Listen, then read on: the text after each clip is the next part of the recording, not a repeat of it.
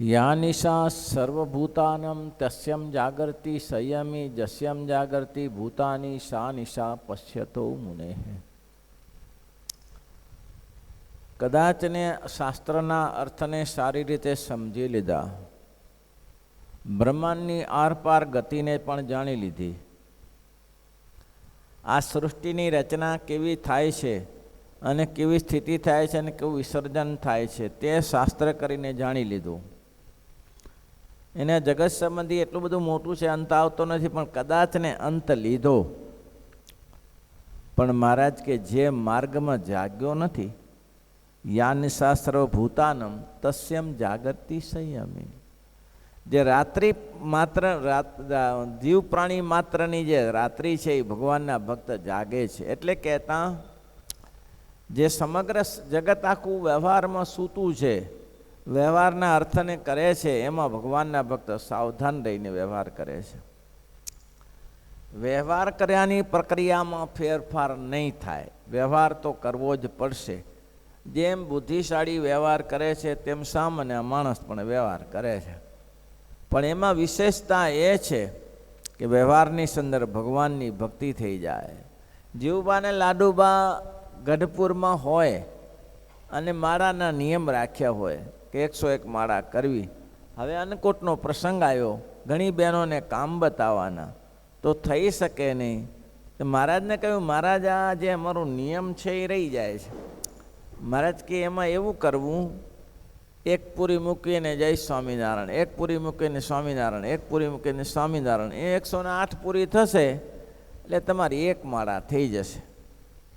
આ રીતે તમારે ભજન કરી લેવું. પૂરી બનાવો, રોટલી બનાવો, જે બનાવો, આ ભજન થઈ જાય. હવે આ જગતના લોકો તો 4-5 જણા ભેગા થઈને ગપ્પા મારે ને ખાઈ પીએ ને મોજ મજા ઉડાડે છે. એ ભાઈ એને ખબર નથી કે આમાં આ ખાવાની પદ્ધતિ નથી. ખાવું હોય તો હરિસ્મૃતિની સાથે ખાઓ, તો જ ભગવાન રાજી થાય, એની નથી. પછી આમાં ગામડાના સામાન્ય હરિભક્તો હોય કે ભણેલા ગણેલા હોય. જીણાભાઈ જુનાગઢના દરબાર રાજા, હવે એને દેવરાજભાઈ 2 ચોપડીના ભણેલા ભુજના દેવરાજભાઈ, એની સાથે એને હેકપ્રીત અને બેસે ઉઠે આ દરબારને પેલા પટેલ. તો દેવરાજભાઈ પણ ભગવાનના કેવા ભક્ત હશે, ભલે 2 ચોપડીના ભણેલા હોય. એટલે ઝીણાભાઈને કહ્યું, ઝીણાભાઈ ભગવાનના ધામમાં તો દરેકને જવું છે અને એના માટે તો પુરુષાર્થ કરીએ છીએ ભગવાનના ધામમાં જવા માટે જ, પણ ભગવાન રાજી થાય એવો કોઈ રસ્તો કરીએ આપણે. તો બંને મળીને નક્કી કર્યું આ રીતે ભજન કરવું, આ રીતે ધ્યાન કરવું. પછી એટલી બધી ગાઢ સંબંધ થઈ ગયો એકબીજાને. એટલે કહ્યું કે એક ઝીણાભાઈની સ્થિતિ સારી હતી ભગવાનની ભક્તિ કરવામાં. દેવરાજભાઈએ કહ્યું કે તમે એક કામ કરો. શું? તમે ભગવાનના ધામમાં જાઓ ને તો મને 14માના દિવસે લેવા આવજો. હું જઈશ તો તમારા માટે આવીશ, પણ મારી એટલી તાકાત નથી. તમે જાઓ તો મને લેવા માટે. ઝીણાભાઈએ વચન આપ્યું કે શ્યોર, હું આટલું કરીશ. એમ ભણેલા છે? ભણેલા નથી દેવરાજભાઈ, પણ બુદ્ધિ સુધારી લીધી. જેને કરવાનું કામ હતું કરી લીધું. એને જે આ જગતમાં આવીને જે કામ કરવાનું હતું ભગવાન સંબંધી કામ એને કરી લીધું. એટલે કે છે કે એ જગતના જીવ સૂતા છે, એમાં આ મહાપુરુષો જાગ્યા છે. જગતના જીવ સૂઈ રહ્યા છે. કોણ ભજન કરવું ને ભક્તિ કરવી ને એ બધું શું ત્યારે વેદિયા વેડા કરવી. પણ ભગવાનના ભગત સખત જાગૃત છે, એ પાછા પડતા નથી. કેમ? તો કે ભજન કરી લેવું આપણું કર્તવ્ય છે. ઝીણાભાઈ ધામમાં ગયા. દેવરાજભાઈને સમાચાર મળ્યા કે ઝીણાભાઈ પંચભૂત શરીર છોડીને ગયા છે. હવે કંઈ મારું કંઈ લાંબુ નહીં રહે. તાબડતોબ ગાડું કર્યું અને ભુજથી ગઢપુર આવી ગયા. ગઢપુરમાં રહ્યા, એક રૂમ રાખીને. હવે દિવસો ગણતરીના હતા. એને ખબર હતી કે 10-12 દિવસ છે. શ્રીજી મહારાજને કહ્યું, મહારાજ મારો અંત સમય નજીક છે, ઝીણાભાઈએ મને વચન આપ્યું છે, હું લેવા માટે આવીશ. એટલે હવે મારે મારા દેશમાં જઈને શું કરવું? અહીં તમારી સાનિધ્ય પ્રાપ્ત થાય અને તમારી સેવા થાય, એ તમારું દર્શન થાય, બીજું તો શું સેવા કરી. મહારાજ કે બહુ સરસ. એ જ્યાં રહેતા હતા તો શ્રીજી મહારાજ એકવાર એને દર્શન આપવા જતા. કેટલા ભાગ્યશાળી જીવાત્મા કહેવાય. કેમ તો કે અનન્યશ્ચિંતયંતો અજન જે જના પરિઉપાસે તેસમ નિત્ય વિયુક્તાનમ યોગક્ષેમો વહામિહમ. જે ભક્તને જેવી ઈચ્છા છે એની ઈચ્છાની પૂર્તિ ભગવાન કરે છે, એની ઈચ્છાની પૂર્તિ કરી આપે છે. એને એમ ઈચ્છા હતી કે મને ભગવાનનું દર્શન થાય એટલે હું અહીંયા કને રહું છું, તો શ્રીજી મહારાજ એને ચાલીને દર્શન આપવા જતા. એ પીપળાદના પ્રભાશંકરભાઈ એને પણ કીધું કે હવે મારું એ લાંબુ નથી રહ્યું, હું પણ ગઢપુર પહોંચી જાઉં, આજીવન શ્રીજી મહારાજની સેવા કરી છે અને આ પંચભૂતનું શરીર શ્રીજી મહારાજની સાનિધ્યમાં પડે. જગતના લોકો ગાણા ગાતા હોય ને હોય માં કરતા હોય, એમાં શરીર શા માટે પાડવું જોઈએ? મહારાજની સાનિધ્યમાં શરીર પાડવું છે. પ્રભાશંકર એક રૂમમાં પ્રભાશંકર રહે અને એક રૂમમાં દેવરાજભાઈ રહે. મહારાજ આ બંનેને દર્શન આપવા માટે જાય. કેવું કામ કરી લીધું! લગ્ન કરવા જતા હોય પ્રભાશંકર અને જાનમેથી કૂદીને, પોતાનું લગ્ન જાનમેથી કૂદીને મહારાજના કાગળને માન આપે. મહારાજનો કાગળ ક્યાંથી મળશે? આ તો જન્મ જન્મ લગ્ન મળે, કૂતરા ગધેડા બધી જગ્યાએ મળે છે. કેવી અનન્ય નિષ્ઠા! એટલે કે અનન્યશ્ચિંતયંતો જન જે જના પરિઉપાસતે તેસમ નિત્યભિયુક્તાનમ યોગક્ષેમો વહામિહમ. બે શ્લોકો બહુ સરસ છે. યા નિશા સર્વભૂતાનમ તસ્યમ જાગર્તિ સ્વયમી જસ્યમ જાગર્તિ ભૂતાની સા નિશા પશ્યતો મુને. જગતના જીવો જે જાગ્યા છે માર્ગે, એ ભગવાનના ભક્તને અંધારું રાત્રિ છે કે આ દિવસ નથી. કેમ? ભજન કરવું, કથા વાર્તા કરવી, કીર્તન કરવી એનાથી વંચિત છે. ખાવું પીવું, મોજ મજા કરી, આહાર નિદ્રા ભયમય તુ નામ ચ સામાન્ય મેં તત્ પશુ હે સમાન. આહાર નિદ્રા ભય મૈથુન આ તો બધા પશુ પ્રાણીને છે, પક્ષીઓને છે, પક્ષુઓને છે, જીવ પ્રાણી માત્રનો આહાર છે. કયું કામ? ક્રોધ લોભ મોહ આશા તૃષ્ણા ઇત્યાદિ. પાડો બીજી ભેંસ ઉપર આસક્ત થઈને બીજો પાડો આવે તો એને મારી નાખે છે, તો એને ક્રોધ ચડે છે. તો આ જીવ પ્રાણી માત્રને એને આમાં દેખાય છે ને બીજામાં નહીં દેખાતું, પણ જીવ પ્રાણી માત્ર અનનશ્ચિંતયતો યમ જે જણા પરિઉપાસતે તેસમ નિત્યભિયુક્તાનમ યોગક્ષેમો વહામિહમ. પ્રભાશંકરભાઈનું અને દેવરાજભાઈનું કામ કરવા માટે મહારાજ દરરોજ જાય. એટલું જ નહીં, આ બંને જણાએ એક સાથે દેહ ત્યાગ કર્યો. પ્રભાશંકર પીપળાદના અને આ દેવરાજભાઈ ભુજના બે એક જગ્યાએ એક જ સાથે દેહ ત્યાગ કર્યો. શ્રીજી મહારાજ હાજર હતા. કેટલું ભાગ્યશાળી! રામાયણમાં કહો જન્મ જન્મ મુનિ જતન કરાઈ, જન્મો જન્મ મુનિ જતન કરાઈ, અંતરામ કઈ આવત નાહી, અંતરામ કહી આવત નાહી. જન્મો જન્મ મુનિ જતન કરાહી. જન્મો જન્મ જતન કરો પણ અંતે ભગવાન દર્શન આપે કે ના આપે?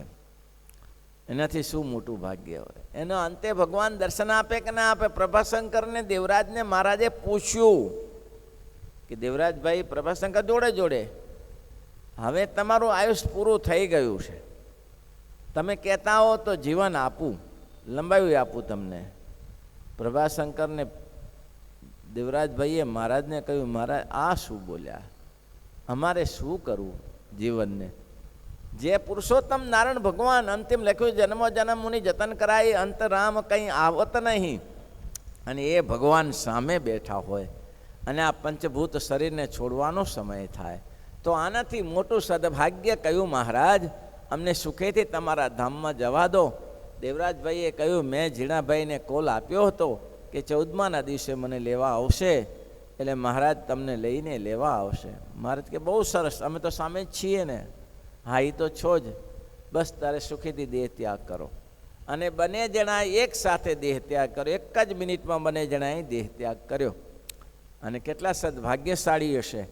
સ્વામિનારાયણ ભગવાને બધા સંતોને કહ્યું, સંતો બંને પાલખી સાથે તૈયાર કરો, બંને પાલખીમાં બેસાડો, સુખડની ઇત્યાદિ જે લાકડું મળે તેનાથી પાલખી બનાવો, અને ગાજતે વાજતે આપણે જઈએ અને ઘેલાને ઉત્તર કિનારે આપણે એને અગ્નિ સહકાર આપીએ. આ કોણ કરે? એટલે કીધું કે યા નિશા સર્વભૂતાન તસ્યમ જાગૃતિ સંયમી યસ્યમ જાગૃતિ ભૂતાની સા નિશા પશ્યતો મને ગીતાના શ્લોકો મહારાજે આપીને ટાંક્યું છે. અને અનન્ય ચિંતયંત ગીતાનું જ છે. અનન્ય ચિંતયંતી યદ્યો જના પરિઉપાસતે તેસમ નિત્યાભિયુક્તાનમ યોગક્ષેમો વહામ્યમ. એવા ભક્તની મહારાજ કે એક એક મનોકામના હું પૂર્ણ કરું છું. એવા જે અનન્ય નિષ્ઠાવાળા ભક્ત છે એની એક એક મનોકામના પૂરી કરું છું. તો મહારાજ ગાજતે વાજતે દેવરાજભાઈને અને પ્રભાશંકર ભાઈને ગાજતે વાજતે મહારાજ શમશાન યાત્રા સુધી લઈ ગયા સંતોની સાથે. શું એ ભાગ્યશાળી જીવાત્મા હશે? એક જીવાત્મા એમને મરી જાય છે, કોઈ પૂછતું નથી અને નાખી દે છે વખારમાં. અને એક જીવાત્માને હજારો સંતોની સાથે પુરુષોત્તમ નારાયણ ભગવાનની શમશાન યાત્રા કરે. અને મહારાજે અગ્નિ સંસ્કાર કર્યો ત્યાં જઈને. અને પ્રભાશંકરે પંચભૂત શરીરનું વિસર્જન કરી દીધું. એટલે કહેવાનું ભણેલા હોય કે ન હોય એ કંઈ મહત્તા નથી. દેવરાજભાઈ 2 ચોપડી ભણેલા હોય, પ્રભાશંકર થોડું ભણેલા હોય, બ્રાહ્મણ હોય, પણ કેવી રીતે દેહ કરવો, દેહ ત્યાગ કરવો એ એને આવડતું હતું. મહારાજ શ્રીજી મહારાજ એટલે જ કહે છે ને વચનામૃત 9માં અમને કોઈને દીકરો આપવો કે ધન દોલત આપી એ અમને આવડતું નથી, પણ જે અમારું સરનું સ્વીકારે છે એને અમે અક્ષરધામમાં કેમ લઈ જવા, મોક્ષ ગતિમાં કેમ લઈ જવા એ અમને આવડે છે. બાકી કોઈ એમ કે થોડી ધન સંપત્તિ મળી જાય, કોઈ કે ગામગ્રાસ મળી જાય, મહારાજ કે એ બધું એટલું બધું શ્લાઘ્ય નથી કે થઈ જાય, પણ અમારું જે વચન માને તેને અમે ભગવાનના અક્ષરધામમાં લઈ જઈએ છીએ. આ મારું બિરુદ છે. અને મહારાજે ભક્ત ચિંતન લખ્યું અંતકાળે મારા જનને જરૂર મારે આવવું, બિરુદ મારું ના બદલે તે સર્વે જનને જણાવવું. અંતકાળે મારા જનને જરૂર મારે આવું, બિરુદના બદલે તે હું જરૂર જણાવું. અને એટલા જ માટે નિષ્કુળાનંદ સ્વામી કે આવો અવતાર નહીં મળે. નથી આવ્યા ને આવશે ક્યાંથી રે, નથી આવ્યા ને આવશે રે, માટે વિચારી જોજો મનથી રે, માટે વિચારી જોજો મનથી રે. નથી આવ્યા ને આવશે ક્યાંથી? મહારાજ કે આવા પુરુષોત્તમ નારાયણ ભગવાન આવ્યા નથી અને આવશે ક્યાંથી? તો મહારાજ કે એની બુદ્ધિ અંધકારે જ યુક્ત વર્તે છે. જે લોકો ભગવાનમાં બુદ્ધિ નથી રાખતા તે અંધકારે જ યુક્ત વર્તે છે. કહેતા ભગવાનનું ભજન નથી કરતા. અને જે ભગવાનના ભક્ત છે તે તો તે ભગવાનના ભજનને વિશે જાગ્યા છે.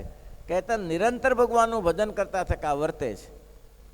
એક એક ડગલે ને પગલે એને ખબર છે આમ જવા ના દેવાય, વ્યર્થ ના જવા દેવાય. વ્યર્થ કાલો એવું મહિમા સમજાય તો સુરતમાં અન્નકોટનો અન્નકોટ આવ્યો. સુરતમાં અન્નકોટ આવ્યો. ભગવાનના ભક્ત કેવા હોય મહારાજને રાજી કરવા માટે. હવે સુરતી લોકોને પાપડી બહુ ભાવે, શાકમાં પાપડી. અને સુરતમાં જાઓ ત્યારે વિચાર કરવાનો, ભાવ ન પૂછાય. સુરતમાં શાકનો ભાવ ન પૂછાય. હેઠતું થાય એમ જ કહી દેશે. રવાનું થાય ક્યાંનો છો? સુરતી લોકો કોઈ ભાવ ના પૂછે, ડાયરેક્ટ જ કે આટલું આ આપો ને. પાપડીની સુરતી લોકો બહુ ખાય, પાપડીમાં પ્યારો હોય. હવે એક જગ્યાએ અન્નકોટનો દિવસ આવ્યો ને હવે એટ એ ટાઈમ પાપડી તાત્કાલિક તૈયાર થઈ હોય ન થયો શાક માટે, એટલે એક જ જગ્યાએ પડ્યું હતું, ખાલી 1 કિલો શાક પડી હતી. તો એક ભગતને એમ થયું કે આ પાપડી મળી છે તો આજે ઠાકોરજીના થાળમાં ધરાવી દઈએ, અન્નકોટમાં આપી દઈએ, કામ થઈ જાય. બીજો એ ભગવાનનો ભક્ત આવ્યો, એને કહ્યું કે પાપડી લઈ જવા જેવી છે. પાપડીની કિંમત 1 રૂપિયાની, 1 રૂપિયો કે અડધો રૂપિયો. બોલે કે શું ભાવ છે? તો કે 1 રૂપિયો. તો બોલે સારું જોખી દે. ના હું 2 આપું કે. બીજો કે હું 2 આપું. તો બોલે કે હું 3 આપું. ચાલ્યું ભાઈ પછી તા. પણ શ્રીજી મહારાજનો મહિમા 75 રૂપિયે ગયા. કેટલા? 75 રૂપિયે એક ભાઈએ પાપડી ખરીદી લીધી, રૂપિયાની કિંમત. અને 75 રૂપિયા મારા પ્રભુને રાજી કરવા છે. આ જ્યાં સુધી ભગવાન ના જમે ત્યાંથી મારા સુધી જમાય નહીં. આવો દ્રઢ નિશ્ચય કરી નાખો કે જે કોઈ વસ્તુ છે એ ભગવાનને અર્પણ કર્યા સિવાય હું જમું તો એ કૃતજ્ઞ. ઈશાવાસ્ય એમ કે છે, ઈશાવાદ્યા મિશમ સર્વમ જતકિન તેમ જગદમ જગમ તેન ભુંજી થા ક્રુદ્ધ માં ક્રુદ્ધ ક્રુદ્ર કે છે. ભગવાનને અર્પણ કર્યા સમય છે જમે છે તો ગીધ સમાન છે, માટે આવું કહ્યું. એટલે મહારાજ કહે ભગવાનના ભક્ત છે એ જાગ્યા છે. શું જાગ્યા છે? કહેતા નિરંતર ભજન કરતા શબ્દ સ્પર્શ રૂપ રસ ગંધ એ જે પંચ વિષય તેને વિશે જીવ પાણી માત્રની બુદ્ધિ જાગ્રત વર્તે છે. કહેતા વિષયને ભોગવતા થકા વર્તે છે. કેને કહે છે? શબ્દ સ્પર્શ રૂપ રસ ગંધ એ જે પંચ વિષય તેને વિશે જીવ પ્રાણી માત્રની બુદ્ધિ જાગ્રત વર્તે છે. જીવ પ્રાણી માત્ર લખ્યું, એમ ના લખ્યું કે માણસની જીવ પ્રાણી માત્રની બુદ્ધિ જાગ્રત વર્તે છે. પશુને પણ આ જ છે, ખાવું પીવું મોજ મજા કરી, પશુને પણ એ અંશ છે, અર્થ છે, એમાં અંધકારયુક્ત નથી વર્તી, વિષય ભોગવત વર્તે છે. ને ભગવાનના ભક્ત છે તેની બુદ્ધિ તો વિષય ભોગની વિશે અંધકારે યુક્ત, કહેતા તે વિષયને ભોગવતા નથી. માટે એવી રીતે જે પોતાના કલ્યાણ તે સરે સાવધાન પડે વર્તે છે તેને કુશાગ્રી બુદ્ધિવાળો કહું કે મહારાજે કહ્યું આને કુશાગ્ર બુદ્ધિવાળા કહેવાય, જે સાવધાનપણે વર્તે. ઇતિ વચનામૃતમ શ્રીપતિમ શ્રીધરામ